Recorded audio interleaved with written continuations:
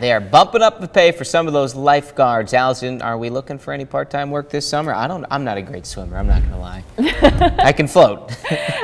Probably not for me, but I at least can tell you that today will be a better pool day than what we saw yesterday. You know, those low level clouds hung around longer than what I originally anticipated, so it was a little bit cooler yesterday afternoon. We really only topped out in the low 70s for most locations across the area. Today will not be the case for that. In fact, the rest of the week, we're back up to what is seasonable for this time of year. Now, I did want to start off and show you a look at our fog and visibility map because we are having a few spots that don't have the best visibility. Nothing is super dense right now, but you can see a little bit of that patchy fog to the east. The key areas, though, really to kind of hone in on are through the Sequatchie Valley, so pretty typical for them, and then right along the Tennessee River and some of these other stream valleys in Jackson County. So do watch out for that reduced visibility as you're heading into work this morning. Otherwise, temperatures, it's a pretty comfortable and nice start to the day. Most communities are in the mid-50s, so we have a lot of 55s and 57s here on the board. 61 degrees, though, in Chattanooga, and no wind at this time. As we go through the day today, we are looking at just a light breeze, and it's going to be a little bit variable. So starting off this morning, light from the northeast, but notice that most of the afternoon hours is going to be coming from the east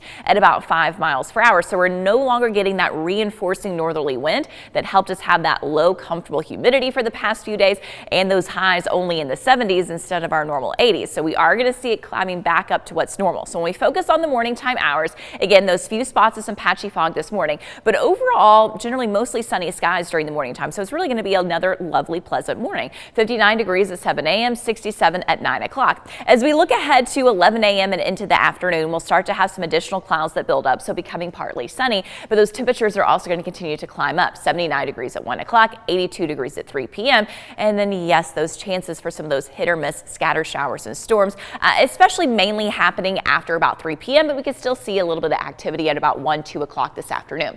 So when we look at our current clouds and radar, there's really not much happening on the screen here. A couple of stray clouds here and there, but for most spots, it's a mostly clear sky with the exception of those few areas that do have some fog that are ongoing.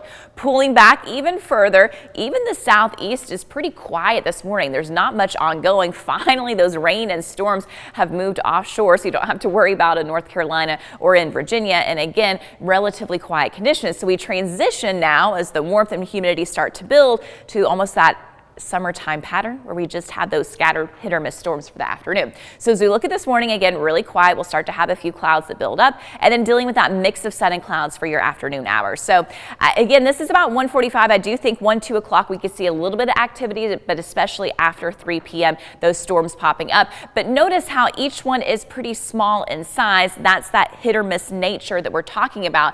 And general movement today is going to be from the east to the west. So I know probably you're used to seeing things moving from west to east, but it's going to be a little bit of that reverse. This is still at about 5 p.m. and even into tonight at 10 o'clock tonight, still that potential for some activity. At no risk for anything severe, but we do have the potential anytime you have one of those pop-up storms of heavy downpours and of course that risk of lightning. Now the overnight hours conditions will quiet down once again and then quiet start for your Wednesday morning, but as we head into Wednesday afternoon, repeat of the same pattern with those scattered showers and storms possible for Wednesday afternoon and into the evening time. And what about Thursday? Well, yes, it is more of the same. So nice and pleasant in the morning time. Thursday afternoon, here comes that green and the yellows and the orange showing up on the screen with those scattered hit or miss showers and storms once again. So this is really going to be the setup for the entire week ahead. We're looking at 30, 40, 40, 30, 20 each day, at least having some kind of percentage chance of rainfall. Now it's really going to be focused for the afternoon and evening hours. Notice our temperatures will be rising up too. So again,